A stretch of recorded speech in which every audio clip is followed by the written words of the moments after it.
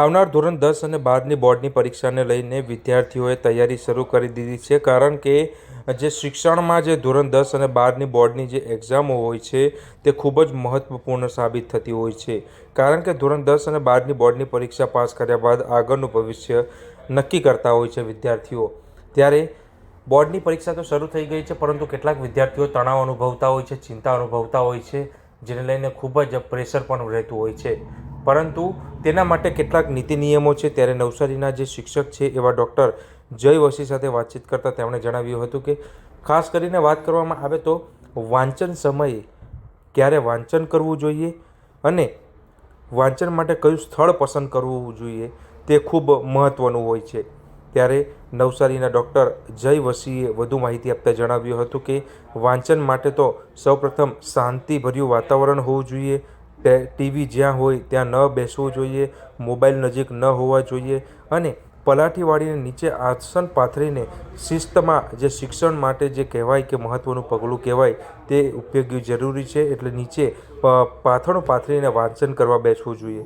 અને બીજું જણાવ્યું હતું કે કયો સમય પસંદ કરવો જોઈએ, તો તેમણે જણાવ્યું હતું કે વાંચન માટે મહત્ત્વનો સમય હોય તો એ સવારનો છે. કારણ કે આખા દિવસનો થાક અનુભવ્યા બાદ જ્યારે આરામ સંપૂર્ણપણે શરીરને મળી જતો હોય છે ત્યારે કંઈક વહેલી સવારે નવી ઉર્જા હોય છે અને યાદશક્તિમાં પણ વધારો થાય છે.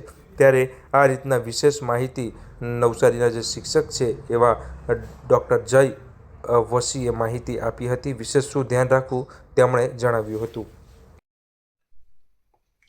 નમસ્કાર વિદ્યાર્થી મિત્રો, આજે આપણે વાત કરીશું પરીક્ષાની તૈયારીના આયોજનમાં વાંચવાનો સમય કયો રાખવો અને વાંચવાની સ્થળ કયું પસંદ કરવું.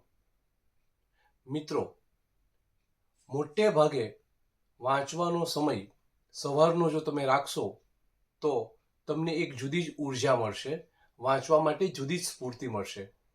સવારનું વાતાવરણ તરોતાજા હોય છે. તમે રાત દરમિયાન ઊંઘ કાઢી હોવ છો એટલે તમે ફ્રેશ હોવ છો, તમારું મગજ ફ્રેશ હોય છે.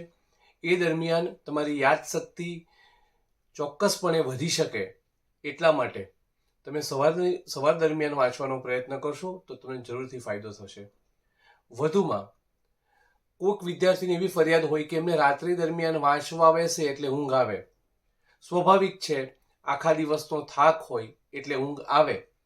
પરંતુ આવા સમયે ગણતરીના વિષયો જેવા કે ગણિત, જો તમે કોમર્સમાં હો તો એકાઉન્ટન્સી, સ્ટેટિસ્ટિક્સ, સાયન્સમાં હો તો મેથેમેટિક્સ, આ બધા વિષયો રાત્રિ દરમિયાન એનો અભ્યાસ કરો કે જેથી કરીને તમે ઊંઘ ઓછી આવે અને તમે ધારેલું પરિણામ મેળવી શકો.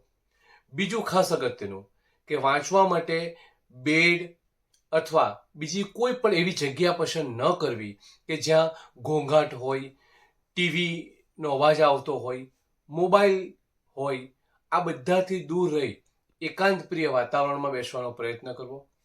ખાસ કરીને જમીન પર આસન પાથરી બેસવું કે જેથી કરીને આળસ ન આવે અને એવી જગ્યા ચોક્કસથી પસંદ કરવી કે જ્યાં તમને એક પોઝિટિવિટી મળે.